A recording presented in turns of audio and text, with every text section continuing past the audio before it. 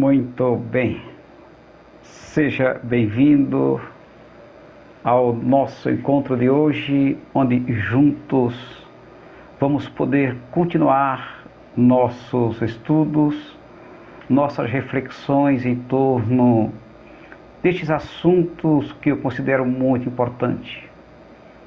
Eu me chamo Armando, sou espiritualista. Estamos estudando temas de espiritualidade. Esse é o nosso 13º encontro. Temos já alguns outros 12 disponibilizados no YouTube. E eu sugiro a você que busque vê-los ou revê-los para poder continuar o nosso raciocínio, o nosso estudo.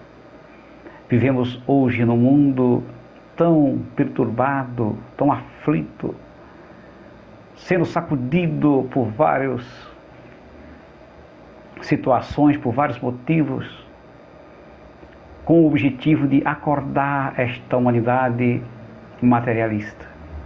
Sim, materialista, porque, embora muitos religiosos, com todo respeito, sem nenhuma ofensa, muito espiritualistas, que já conhece ou já fala de Deus, da existência de Deus, de Jesus, ainda vive como se de fato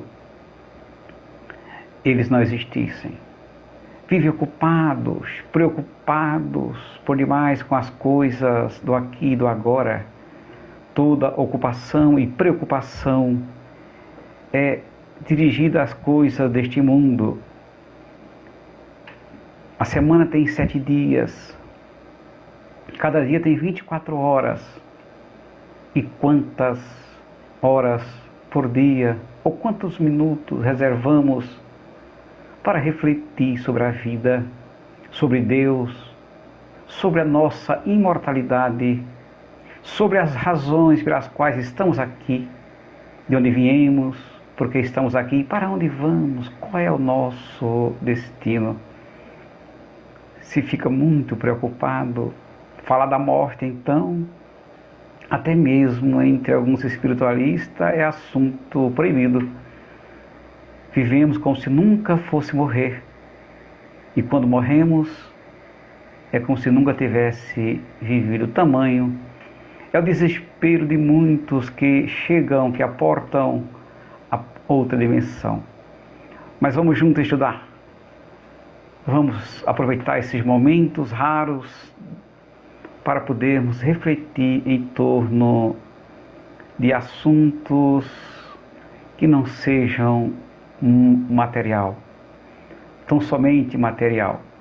Então vamos dar prosseguimento ao nosso estudo. Vou compartilhar com você o tema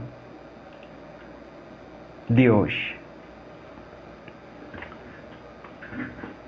Refresca um pouco nessa linda montanha, onde a paisagem é linda e nos convida um pouco para refletir mais sobre a vida. Participamos de um grupo de estudo Perseverança, cujo objetivo é estudar e trabalhar com espiritualidade. Hoje o nosso tema é o tema 13, aliás, a aula 13. Tem alguns temas que nós dividimos por parte. E vamos agora adentrar nas questões da obsessão. É um tema empolgante, palpitante, pertinente. E vamos falar várias aulas sobre este assunto. Hoje vamos fazer uma definição espírita. Vamos fazer umas reflexões em torno deste assunto à luz da doutrina espírita, como Allan Kardec definiu a obsessão. Na época do Allan Kardec, a realidade espiritual era outra. É bom que se diga os conhecimentos eram outros. Kardec, na época, estudou a obsessão tendo em vista o grau de intensidade e não os métodos utilizados pelos obsessores. Então, Kardec se preocupou em investigar, em demonstrar o processo obsessivo. E aí ele fez uma classificação em simples, fascinação e subjugação.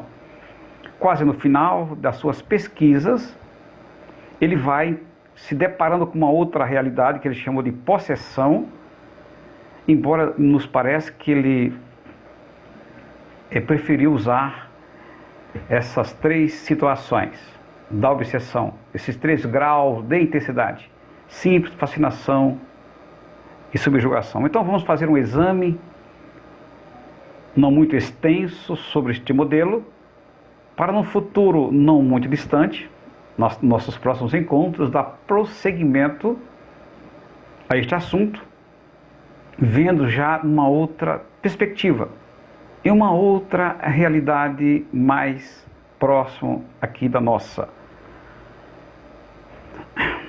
A obsessão, definida pela doutrina espírita, pelo Sr. Allan Kardec, portanto, Kardec vai dizendo que a obsessão é o domínio que os espíritos assumem sobre certas pessoas com o objetivo de escravizar, podendo levá-la a pensar, falar e agir conforme desejam. É isso mesmo. Isso ainda é válido. A obsessão é o domínio que o espírito, ou que os espíritos vão assumindo sobre certas pessoas, vão assumindo um certo domínio, um controle, com o objetivo claro de levá-las à aflição, ao sofrimento, a de escravizá-las. E isso pode levar a pessoa a pensar, a falar, a ter emoções e agir conforme esses obsessores desejam. Esse quadro ainda é verdadeiro. Podem provocar desequilíbrios psíquicos, emocionais e orgânicos. Isso mesmo. A ação do espírito maligno, vamos usar essa, do espírito imperfeito, a ação dele sobre outro, com objetivos escusos, pode levar a desequilíbrios vários, psíquicos, emocionais, e alcançar também todo o universo celular no corpo físico, trazendo desordem, desarmonias, doenças. As características são diversas, muito diversas as características desses processos obsessivos, desde a simples influência moral, a perturbação do organismo e faculdades mentais. Quem quiser se aprofundar nesse assunto, para entender, para perceber, para verificar como Allan Kardec já via isso há mais de 150 anos, vamos encontrar na Gênesis, um dos seus últimos livros, do Pentateuco Kardeciano, no capítulo 14, no item 45, tem bastante assunto para enriquecer nossos conhecimentos. Pode ser exercida, então a obsessão pode ser exercida entre os desencarnados, encarnado e pela própria pessoa. Olha que incrível! Esse processo obsessivo pode ser exercido pelo desencarnado, encarnado também faz obsessão, e também a pessoa em desequilíbrio psíquico pode provocar a auto-obsessão, assunto que vamos examinar no futuro próximo. Grau de intensidade da obsessão. Grau de intensidade da obsessão. Isso vamos encontrar na doutrina espírita, essas informações. Olha que bacana. A obsessão possui causas, consequências e sinais diversificados. Isso mesmo. A obsessão possui causas, existem causas que levam à obsessão, tem consequências várias e sinais diversificados. Kardec classificou em 3 categorias. Então, Kardec, grande estudioso que nós o denominamos de o bom senso encarnado, investigando esses assuntos, classificou em 3 categorias: simples, fascinação e subjugação. A obsessão simples limita-se a perturbar a vontade, a emoção e o psiquismo da pessoa-alvo. Então, a obsessão simples, olha só, esse modelo foi o modelo do Allan Kardec. Depois nós vamos estudar um outro modelo, onde nós vamos falar sobre mono-obsessão, poliobsessão, ok? Por enquanto, guarde esse modelo que Kardec vai classificando. A obsessão simples limita-se a perturbar a vontade, a emoção e o psiquismo do indivíduo. O espírito obsessor incomoda, mas ele não consegue dominar em profundidade. Incomoda, claro que a presença de um espírito obsessor incomoda muito, aliás, nem precisa ser um obsessor. Um espírito enfermo, doente, em qualquer desequilíbrio psíquico ou emocional, ele próximo de uma pessoa, ele incomoda a pessoa sente, né? Imagine já no processo de obsessão, mesmo que seja simples. A fascinação, a obsessão no grau da fascinação, é o mecanismo de profunda ilusão instalada na mente da pessoa. É um mecanismo de profunda ilusão instalada na mente do indivíduo.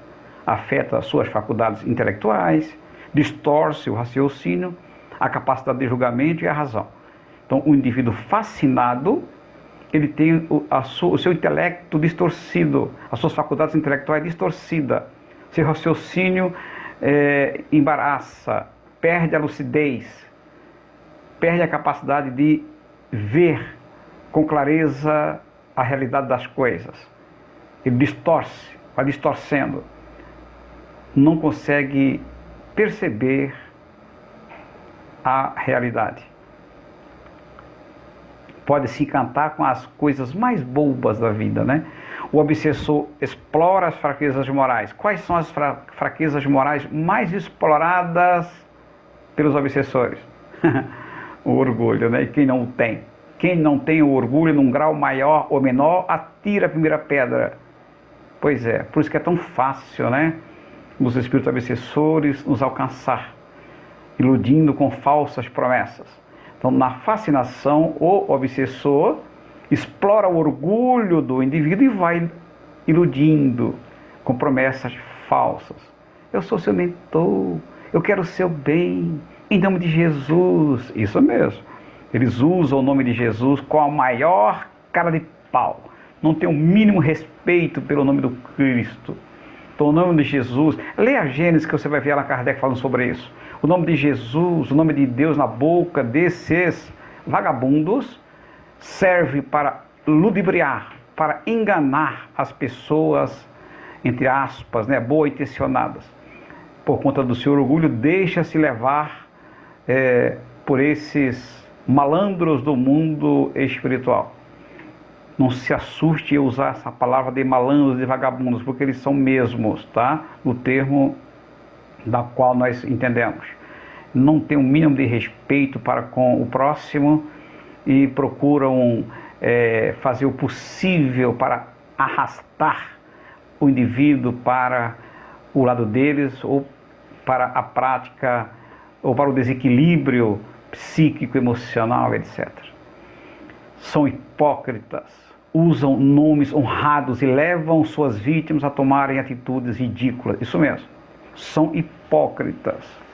Essa é uma característica muito forte nos espíritos enganadores, que usam nomes honrados, usam o nome de Dr. Bezerra de Menezes, de Eurípides Barçanufo, Caibachuti e outros nomes respeitados em nosso meio, para tornar-se ou para ganhar credibilidade no meio daqueles menos vigilantes.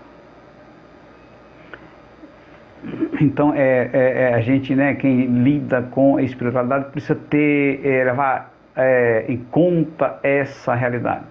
Então, pessoas espíritas ou qualquer espiritualistas que tenham um respeito ou uma admiração por esses nomes que de fato merecem, como Bezerra de Menezes, Eurípides Barçanufo, então Conheço pessoas que não faz nada se não for invocando o nome desses seres. Isso é um perigo, viu? É muito perigoso porque esses espíritos têm muito mais o que fazer do que atender os nossos caprichos. É preciso que o espiritualista, o espírita, entendam isso. Dr. Bezerra de Menezes, Eurípides Brassanufo, Caibachu, esses espíritos iluminados têm mais o que fazer do que atender os nossos caprichos. Então, aquelas pessoas que ficam dependentes desses nomes, tudo que vai fazer, invocam o benfeitor para pedir orientação daqui e dali. Cuidado, porque esse é um comportamento que certamente os atrai e eles ficam muito mais assim. O que eles procuram são pessoas que já têm essa tendência, então quando as encontra, aleluia, né? Para eles é glória, porque aí as exploram ao máximo. Allan Kardec vai alertando para um outro grave perigo, é para a fascinação em grupos espíritas, isso mesmo. Então tem muitos grupos espíritas que deixam se levar pelo orgulho e cai nas garras da fascinação. Iniciantes e inexperientes e afoitos podem cair vítimas de obsessores, sim. Então, iniciantes inexperientes, cheios de coragem, por demais, afoitos, né? Eles podem cair nas garras dos obsessores, fascinadores. E ainda mais no mundo que estamos vivendo, na época que estamos vivendo. Nós estamos vivendo um momento de brincadeira. Acredito que todos que habitam este planeta, não importa o local em que se encontrem, devem estar vendo, ouvindo o barulho da trombeta, os sinais dos tempos, onde as forças do mal entram em cena para fazer até aqueles que são aparentemente bons, né, que estão buscando o Cristo, possam se desanimar e demandar para o lado deles. É momento de confronto, momento de aflições. Então toda cautela, todo cuidado. Orar e vigiar de Jesus é mais do que necessário nessas épocas em que estamos vivendo. Também os grupos experientes, viu? Não são só os iniciantes inexperientes que são alvo dos fascinadores. Também grupos experientes podem, se não tomarem cuidados, se deixarem se levar pelo orgulho, vaidade, podem cair nas garras desses fascinadores. E conhecemos vários grupos, viu? Vários grupos que caíram nas garras deles. Não quero dizer que nós estamos isentos disso, não. Já fui visitado muitas e muitas vezes, não só uma vez, mas muitas e muitas vezes, por esses indivíduos cujo objetivo era de fato nos arrastar, né, nos levar para o lado deles. As propostas deles são muito ardilosa, né, muito ardilosa, e todo cuidado é de fato pouco. O sentimento de superioridade é porta larga para a entrada desses fascinadores, tá? Então, além é claro, né, a superioridade é filha de quem? Esse sentimento de superioridade, do orgulho, não é isso? Então, esse sentimento de superioridade, que eu sou isso, eu sou aquilo, eu sou melhor. Então, isso tem lá a sua origem, né? Tem lá a sua causa no orgulho. É o orgulho que provoca esse sentimento de ser o melhor, de ser o superior, não é? De sair tentando corrigir todo mundo, brigando com todos. Será que a gente vê isso no meio espírita? Aquelas discussõezinhas bobas, aquelas picuinhas, aquelas briguinhas daqui e de lá, cada um querendo ser melhor do que o outro, querendo mostrar o erro dos outros, como se fossem os perfeitos e os santos, com todo respeito, por favor, né? Mas não é uma realidade, ou não? Ou será que eu já estou fascinado, né? Então, são realidades que nós temos que estar atentos. Direção de centros espíritas e sessões de atividades mediúnicas são alvos preferidos dos fascinadores. Quem está na direção de centros espíritas precisa ficar atentos, porque serão certamente visitados por esses espíritos. Também quem dirige sessão mediúnica, e eu estou nesse rol aí, nesse grupo, estamos dirigindo sessões mediúnicas, então eles vêm no nosso encalço sem, né, sem mínimo de respeito, né? Estão nos procurando para tentar de alguma forma causar problemas, dificuldades, oferecendo algumas facilidades que nós não as merecemos, enfim, é preciso tomar muito cuidado com isso. Então, o processo da fascinação é esse em que o indivíduo perde a capacidade de julgamento, de análise, perde a lucidez e deixa-se levar pelas promessas, deixa-se enganar por nomes. Quando um espírito se manifesta numa reunião simples, eu já vi reunião de Evangelho no Lar, reuniões de culto do Evangelho no Lar, no final da reunião houve comunicações, e se apresenta ali o Dr. Bezerra de Menezes fazendo um discurso de arrepiar. Falei, meu Deus, Dr. Bezerra de Menezes, numa reunião simples, Evangelho no Lar, toda despreparada a reunião, com todo respeito aos amigos que assim procederam, falta de experiência, claro, né? Tranquilo, mas se vê que o local, que o momento não condiz com a presença do Dr. Bezerra de Menezes, e todos ali, né, aplaudiram. Falei, meu Deus, como é fácil, né, enganar nós, seres humanos tão ainda vaidosos, né? Subjugação. O indivíduo fica sob o domínio e age de forma contrária ao que deseja. Então a subjugação é um outro quadro que Allan Kardec se deparou, onde o indivíduo obsidiado estava dominado, ele ficou dominado pela ação de um outro e vai agindo de forma contrária ao que ele deseja. E a subjugação, Kardec vai encontrando duas situações, a moral e a corporal. Na subjugação moral, o espírito obsessor adquire domínio sobre o psiquismo e leva a pessoa obsidiada a tomar decisões contrárias ao seu desejo. Ela vai tomando decisões, vai agindo de maneira contrária ao que ela deseja. Olha que loucura. Na fascinação há uma ilusão. O indivíduo age achando que está tudo perfeito. Ele age, tá certo? Ele aceita, para ele está tudo tranquilo, as coisas mais assim significantes para ele têm grande importância, não é? Ele não consegue, ele não tem discernimento para fazer uma avaliação real da situação, na fascinação. Já na subjugação, o enfermo tem essa consciência, ele percebe a besteira, a bobagem que está fazendo, mas não tem força moral para evitar o tal comportamento. Olha que loucura, não é? Na fascinação tem-se uma ilusão. Na subjugação corporal, na subjugação, né? Na subjugação, o indivíduo tem noção do que está fazendo, tem consciência, só que não sabe, não tem força moral para evitar. A obsessão corporal, a subjugação corporal exerce domínio psíquico e atinge também a parte fluídica. Claro, toda obsessão, além dela alcançar o psiquismo, ela também atinge, né, a estrutura fluídica, porque é pela estrutura energética do indivíduo que o obsessor se apoia, né, para alcançar tanto o psiquismo quanto o emocional. Atuando sobre os órgãos materiais, o obsessor pode provocar movimentos involuntários. Tá? Alguns tiques, né, que as pessoas têm, alguns movimentos involuntários, muitas vezes provocado ou são provocados por obsessores, alcançando a estrutura fluídica, né, o psiquismo e a estrutura fluídica do indivíduo no processo de obsessão e uma subjugação corporal. Muito bem, resumo de nosso estudo, essa pequena reflexão que fizemos sobre a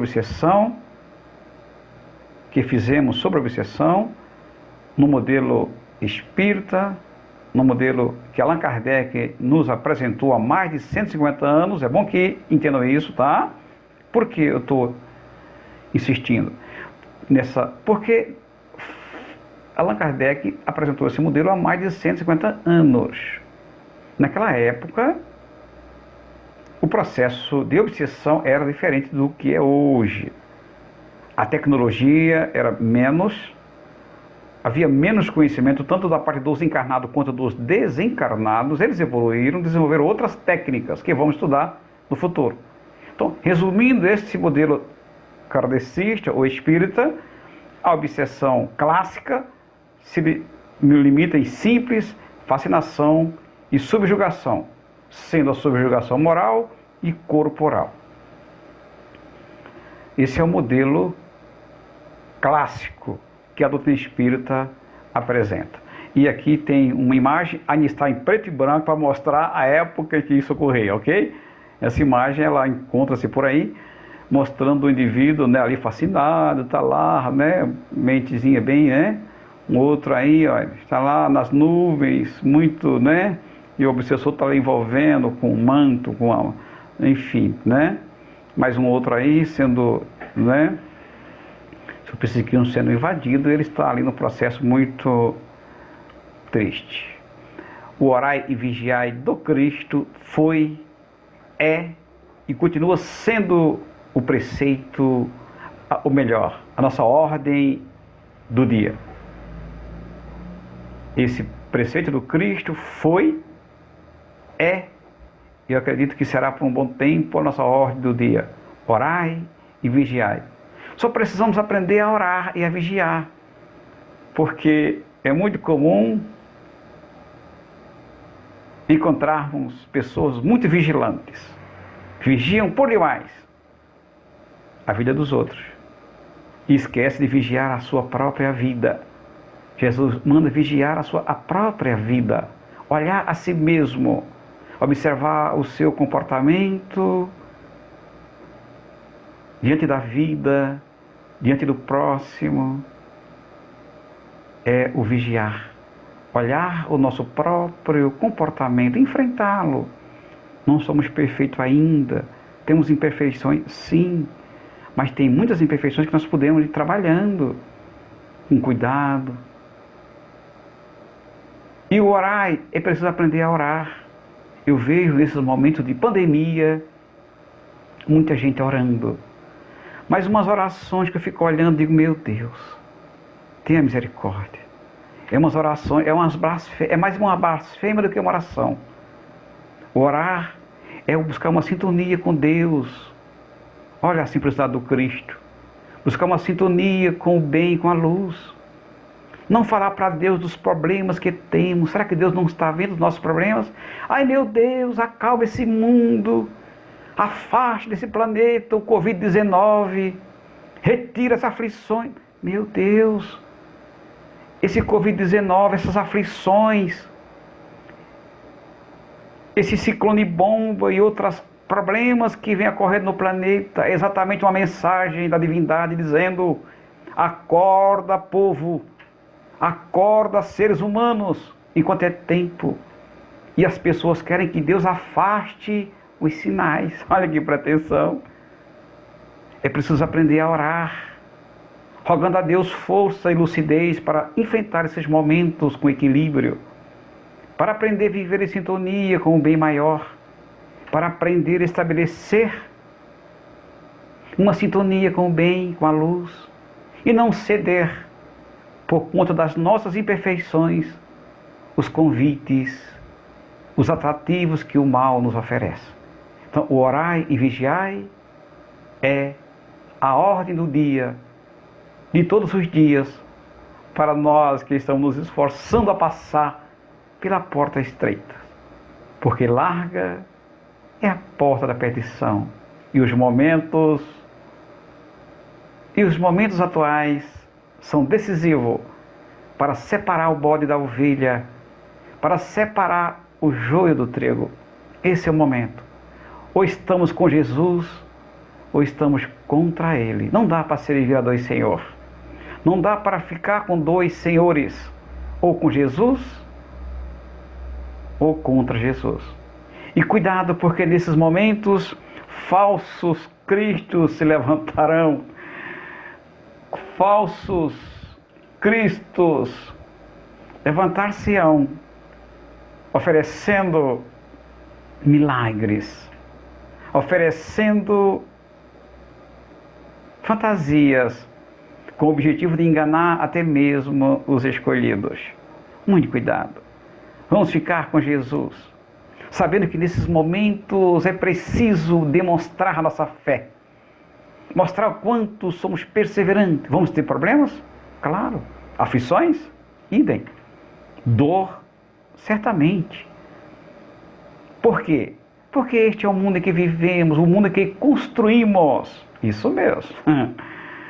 É o mundo em que construímos ao longo das nossas experiências do corpo físico. E agora é o momento de colher. É o momento de demonstrar o que aprendemos. É o momento de demonstrar com quem estamos e de demonstrar a nossa fé e confiança naquele que tudo pode. E assim podemos, mesmo no meio dessas dores, dessas aflições, desses tormentos, mesmo no meio do Covid-19, do ciclone bomba, dos gafanhotos e de outras tempestades que virão, é o momento de dizer: Senhor, se estás comigo, mesmo que eu passe pelo vale da sombra da morte, nada temerei. Assim deve ser a nossa fé. Não ficar desesperado. Eu lembro daquela passagem que muitos espíritas contam com bastante elegância, porque o fato é interessante. Nosso querido Chico Xavier, já ouviram falar dele? Muito bem, estava num avião em alta altura, num determinado momento, no meio de uma turbulência, o avião é sacudido. E o povo, ou alguém dentro do avião, começou a gritar, desesperado. E o Chico Xavier conta que, olhando para um, viu o desespero, olhou para o outro, também viu o outro desesperado, frente à turbulência do avião. Chico Xavier falou: tá, eu também vou gritar. E começou a gritar: meu Deus, me socorre, meu Deus. E começou a gritar também por Deus. Lembrando muito bem esse momento que estamos vivendo, nesse meio dessa pandemia. E o Chico dando a gritar: oh, Emmanuel, me ajuda, oh, Emmanuel, me socorre. E o Emmanuel então comparece junto do Chico. O que foi, Chico? O que está acontecendo? Chico falou: olha, Emmanuel, não socorre, vamos morrer. E o Emmanuel, com aquele jeitinho dele, disse: então, Chico, tenha vergonha, morra com elegância. Se vai morrer, morra com elegância, não com desespero. Acho que isso é muito válido para nós no momento de hoje, né? Se estamos vendo essa sacudida do Covid-19, ficamos com tranquilidade, porque Deus está conosco. E mesmo que passemos pelo vale da sombra e da morte, nada devemos temer. Saúde e paz. Um abraço a todos. Obrigado por estar comigo durante esse tempo e até o próximo encontro. Muita paz. Fique com Deus. Um abraço.